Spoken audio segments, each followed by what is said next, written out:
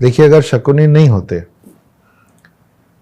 तो कृष्ण बहुत आराम से बहुत पहले दुर्योधन को 5 गांव के लिए राजी कर चुके होते। 5 गांव दुर्योधन दे देता, क्योंकि कृष्ण के समझाने में वो बात थी। लेकिन दूसरी तरफ शकुनी ऐसा डेविल पावर बन के खड़े हुए थे कि उनको मालूम था कि अगर दुर्योधन ये बात मान गया तो महाभारत का युद्ध नहीं होगा। पर आपको बड़ा अचरज होगा जान के कि जो शकुनी था वो किसी का हितैषी वेलविशर नहीं था। शकुनी चाहता था कि महाभारत हो और भाई भाई के खिलाफ खड़ा हो और पूरा कुरुवंश एक दूसरे को बर्बाद कर दे, नष्ट कर दे। तो उसके लिए जरूरी था कि महाभारत हो, और अगर दुर्योधन कृष्ण की कोई भी बात मान जाता तो महाभारत टल जाता। तो कृष्ण की बात का वजन लगातार दुर्योधन के कान में गिराने वाला वो शकुनी था। पर शकुनी ऐसा क्यों करता था, उसके पीछे एक बहुत ज्यादा इंटरेस्टिंग कहानी है। कहानी यह है कि हमको फिर भीष्म पितामह से मिलने जाना पड़ेगा, सॉरी, लेकिन मजा आएगा आपको।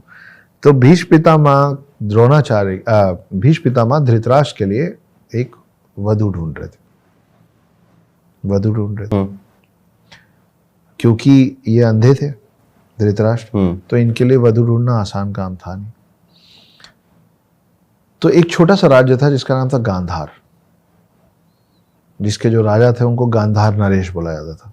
ये गांधार वही है जिसको आज की डेट में आप और हम अफगानिस्तान के अंदर कंधार के नाम से जानते हैं।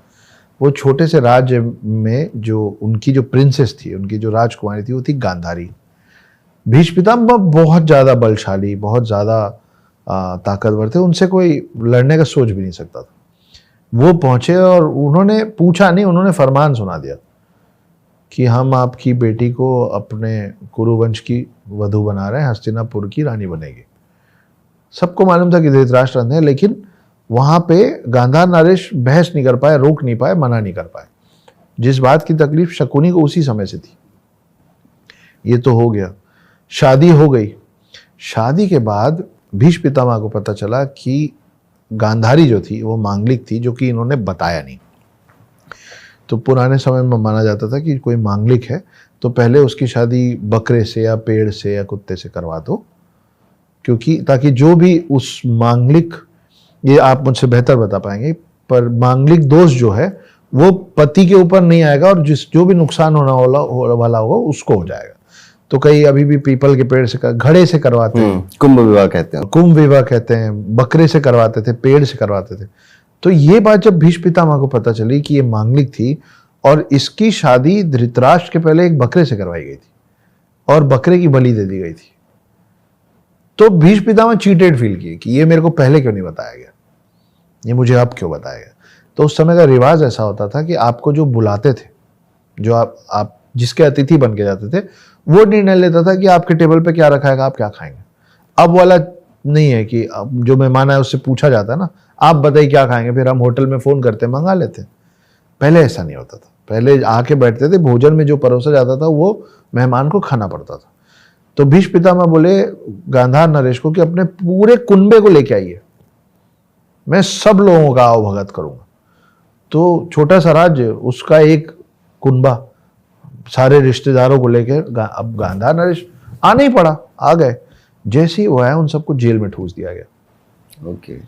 और भीष्म पितामह उनको एक मुट्ठी चावल देते थे रोज। जो शकुनी भी था जेल में? जी। Okay. Prince of Gandhar Shakuni. तो एक मुट्ठी चावल मिलता था, बोले इसी में सब लोग खा लो। अब एक मुट्ठी चावल में 4-4, 6-6 दाना मिल रहा था लोगों को, रोज लोग मर रहे थे। तो सारे लोग मिलकर डिसाइड किए कि भाई हमारा प्रिंस तो शकुनी है, ऐसे तो सब मर जाएंगे, लेकिन लीगेसी को आगे बढ़ाने के लिए कोई तो जिंदा चाहिए। अब ये सारे लोग वो अपने हिस्से का चावल खाना छोड़ दिए और पूरा एक मुट्ठी चावल दिया जाता था शकुनी को खाने के लिए। शकुनी रोज बैठ के वो एक मुट्ठी चावल खाता था और रोज अपने परिजन लोग को मरते हुए देखता था उस जेल के अंदर। इस बीच में भीष्म पितामह किसी युद्ध में निकल गए और वो लोग अंदर ही पड़े रह गए। जब तक भीष्म पितामह लौटे तब तक सब मर गए थे सिवाय शकुनी के। और आखिरी में शकुनी के अलावा मरने में जो लास्ट थे वो गांधार नरेश खुद थे। गांधार नरेश बहुत कमजोर हो गए थे। गांधार नरेश ने एक दिन शकुनी को बोला कि शकुनी, बस मुझे लग रहा है मेरे भी जाने का वक्त आ गया, मैं तुमको एक गिफ्ट देना चाहता हूँ, एक तोहफा देना चाहता हूँ। एक भेंट देना चाहता हूँ। तो बोले बोलिए। बोले खड़े हो और मेरे पास आओ। शकुनी चल के पास में गया। गांधार नरेश के शरीर में जितनी शक्ति बची थी, पूरी शक्ति को अपने पैर में डाल के अपने ही बेटे के घुटने में इतनी जोर से लात मारे कि उसका घुटना टूट गया। शकुनी दर्द से कराहने लग गया और बोला ये क्या किया? बोले तुम इतने बड़े अय्याश हो कि जब तुम यहां से निकलोगे ना, थोड़े दिन में तुम वही राजपाट और बाकी सब, तुमको जुआ खेलने का इतना शौक, मदिरा पान का शौक, तुम भूल जाओगे कि यहाँ इतने समय इस जेल के अंदर क्या हुआ था। मैंने तुम्हारा घुटना तोड़ दिया। अब जब तुम चलोगे ना तो हर कदम में तुमको याद आएगा कि यहाँ हमारे साथ क्या हुआ था, क्योंकि अब तुम जीवन भर लंगड़ा के चलोगे। और रही बात उस भेंट की जो मैंने तुमसे प्रॉमिस किया था, बस मैं मरने वाला हूँ। मैं जब मर जाऊंगा ना तो मेरे जो शरीर की हड्डियां होंगी उसका अस्थि विसर्जन मत करना। उन हड्डियों से बनवाना 2 पासे। और ये जो तुम्हारा घुटना तोड़ा है ना मैंने, उसके एवज में तुमको ये शक्ति दे रहा हूं कि उस पासे में तुम जो चाहोगे वही आएगा। तो तुमको जुआ खेलने का शौक है ना, वो पासे तुमको कभी हारने नहीं देंगे।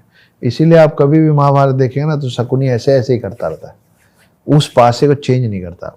वो पासा उसके पिता के हड्डियों से बना हुआ था। और जब फिर शकुनी निकला, और इसीलिए आप शकुनी को देखते हैं, शकुनी हमेशा लंगड़ाता रहता है। उसके पिता ने उसका पांव तोड़ा था। तो पहली प्रॉब्लम शकुनी को कि मेरी बहन गांधारी को एक अंधे से ब्याह दिए, तो कुरुवंश से चिढ़। उसके बाद भीष्म पितामह ने क्या किया? तो भीष्म पितामह समर्पित थे कुरुवंश पे ना, तो बोले ये जिसके प्रति समर्पित है ना, मैं उस पूरे राज्य को अकेला तबाह कर दूं। लेकिन शक्ति से तो कर नहीं सकते थे, कुरुवंश बहुत। तब वो धीरे धीरे करके दुर्योधन के करीब आए और दुर्योधन का कान भरते भरते भरते भरते और धृतराष्ट्र को भी समझाते थे। उन लोगों को तैयार किया, वो पूरा बिसात बिछाया महाभारत का, जिसमें एक तरफ कृष्ण, पांडव और बड़े बड़े योद्धा, और दूसरी तरफ कौरव और कर्ण और भीष्म पितामह और द्रोणाचार्य और कृपाचार्य, खुद शकुनी, ये सब एक तरफ। तो महाभारत एक कथा बदले की भी है। बदले की ये देखिए ना, आप पीछे जितने पीछे से हम बात कर रहे हैं ना, हर चीज जो महाभारत में हुआ है ना, वो एंड ऑफ स्टोरी है। वो 18 दिन क्लाइमेक्स है सिर्फ।